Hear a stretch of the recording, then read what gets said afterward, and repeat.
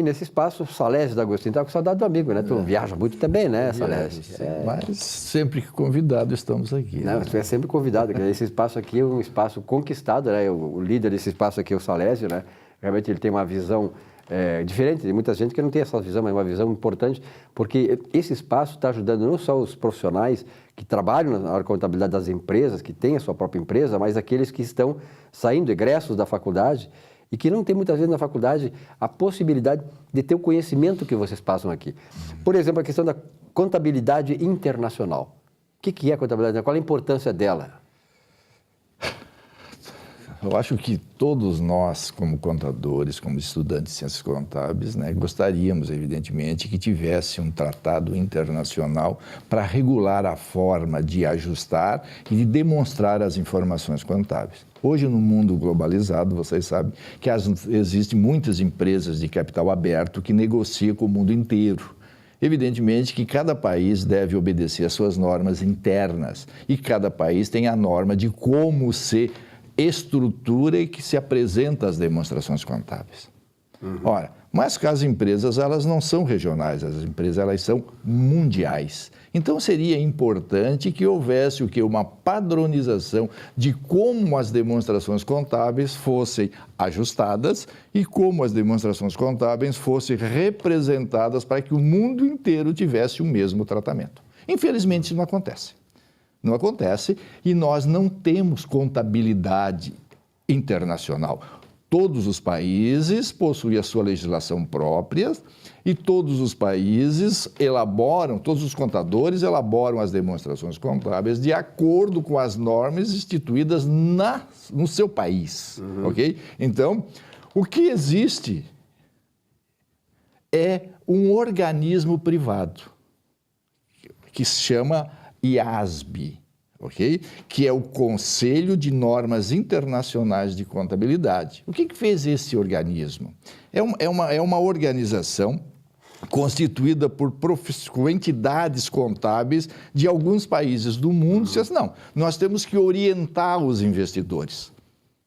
De que forma? Os investidores têm que saber como é que é o tratamento contábil do Brasil, como é que é o tratamento contábil dos Estados Unidos, como é que é o tratamento contábil da Alemanha, da França, enfim. E a partir daí, eles começaram o quê? Baixar resoluções para que houvesse uma uniformidade. Muito bem. Existe o chamado Acordo de Basileia, que o Brasília subscreve, né? E esse Acordo de Basileia, ele não supre parte disso, porque, por exemplo, é o seguinte, outro dia, no ano passado, a Caixa Econômica Federal fez uma operação de repasse do Tesouro, do governo direto para a Caixa, e isso aí, os organismos internacionais, o Acordo de Basileia proíbe isso, tanto é que a Caixa voltou atrás depois. Quer dizer, não seria digamos assim, uma semente disso? Sim, só porque esse Acordo de Basileia regula tratamento entre instituições financeiras. Não é das empresas que desenvolvem atividade econômica. Então não existe, nós não temos nenhum acordo internacional que obriga as empresas. O que existe hoje, como eu disse, é uma instituição particular, privada, que procura examinar as normas de cada país e, a partir daí, elas aprovam as suas próprias normas. Muito bem. Só que, e essas normas todas, tá, elas são procedimentos instituídos pela IFRS. Então, quando se diz assim, contabilidade internacional, esquece. É contabilidade que segue a norma desse conselho, deste organismo. Nós não podemos, você que é profissional, você que é estudante de ciências contábeis, você tem que saber, não existe contabilidade internacional. Ok? Cada país obedece às suas próprias normas. O que existe são contabilidades que obedece à norma da IFRS. Ou seja, são normas criadas por esse organismo privado que procura orientar os investidores. Porque vejam, cada país tem um tratamento de como as pessoas jurídicas devem se comportar. Vejam que hoje no mundo nós temos duas correntes. por incrível que pareça, as correntes, aquelas que falam inglês e aquelas que não falam inglês. Aqueles países que falam inglês dizem o seguinte: a pessoa jurídica tem que beneficiar o investidor, porque é o investidor que aplica os recursos nas pessoas jurídicas e essas pessoas jurídicas que geram emprego e renda. Então, as pessoas jurídicas que favorecem o investidor, o objetivo qual é? Aumentar o lucro para dar mais renda para o capital investido do investidor, capital especulativo. Dá o retorno. Dá o retorno. Então, essas empresas, o que é que elas fazem? Elas procuram um mecanismo para aumentar o lucro, mesmo não tendo lucro. Ou seja, então elas criam norma, dizem o seguinte: olha, os ativos dessas pessoas jurídicas têm que ser avaliados de acordo com o valor justo. Só porque o valor justo é um valor subjetivo. Justo para quem? E aí o que é que acontece? Dependendo dos interesses, o justo aumenta. Aumentando esse valor justo, aumenta o lucro e o investidor ganha mais. É por isso que diz, é a especulação, é a manipulação da contabilidade para destinar recurso de forma fácil para investidor. O capital gerando capital. Capital gerando capital, em detrimento da economia local. Da produção e da local. Outro segmento que o Brasil se insere, que diz o seguinte: negativo, a pessoa jurídica, elas servem para gerar emprego e renda e beneficiar a sociedade, e não o especulador.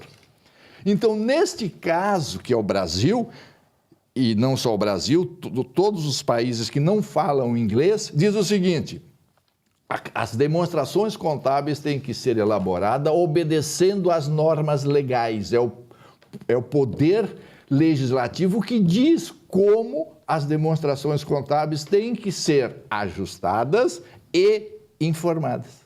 Então, eu digo o seguinte: olha, aqui no Brasil, nós só podemos ajustar o ativo de acordo com a inflação.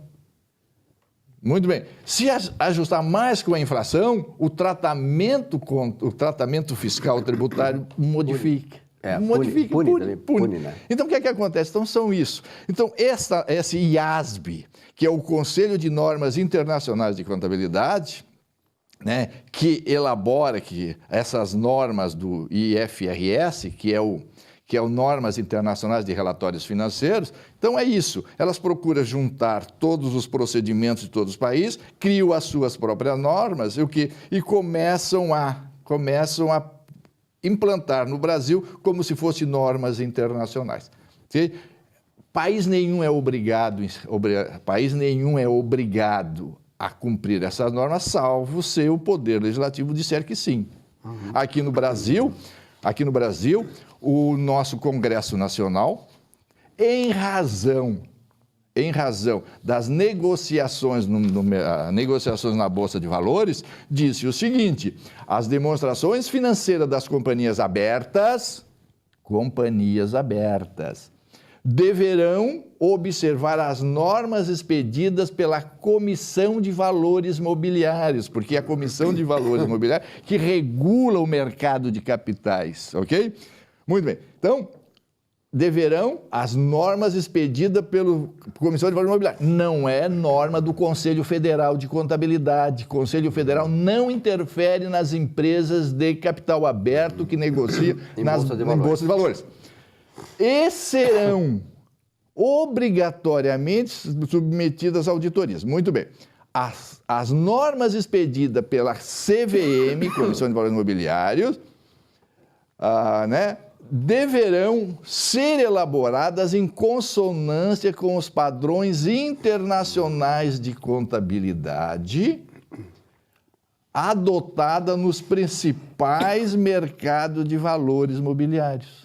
Então, olha só, a CVM, ao editar as normas, ela deve elaborar em consonância com os padrões internacionais de contabilidade adotados nos principais mercados de valores. Então, não diz que é o IASB ou a IFRS.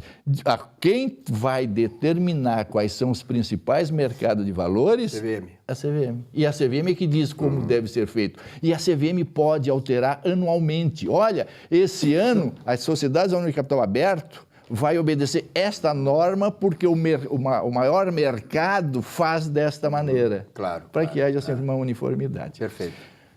Silvio, eu chamo a atenção disso, por que isso? Porque os alunos de ciências contábeis e os profissionais estão sendo induzidos a erro.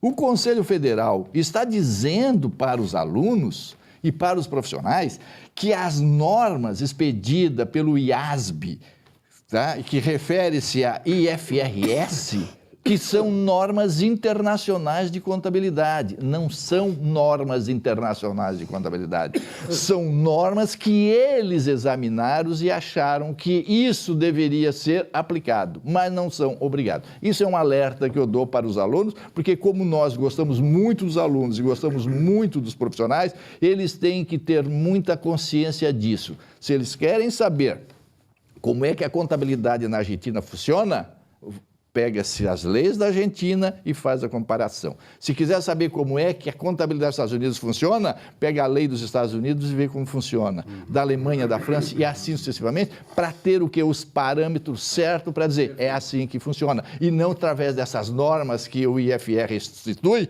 porque isso não é do país, mas sim uma norma própria, criada através de uma análise de todas as leis e a partir daí diz, esse é o melhor padrão que deve ser aplicado. Salésio, muito bom. Muito obrigado. Semana que vem, um novo espaço conversando sobre contabilidade. Estamos aí, à disposição de todos. Até lá.